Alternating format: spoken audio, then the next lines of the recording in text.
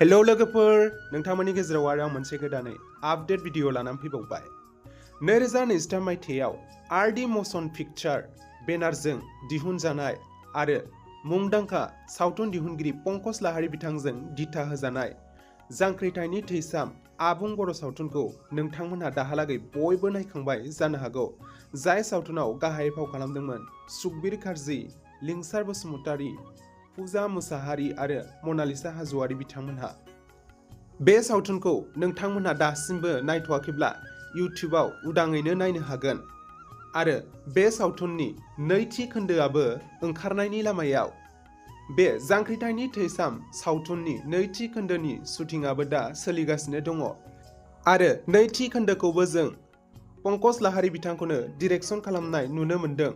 लोगोसेनो मनालिसा हाज'वारी बिथांखौबो जों बे नैथि खोन्दोआव फाव खालामनाय नुनो मोनफिनगोन। नाथाय दासिमाव माखासे महरगिरिफोरनि सोमोन्दै डिटेल्सै मिन्थिथ'नाय जायाखै। बेजों लोगोसेनो बे सावथुनाव गोदानै जों अनसुमा बसुमतारी बिथांखौबो फाव खालामनाय नुनो मोनगोन।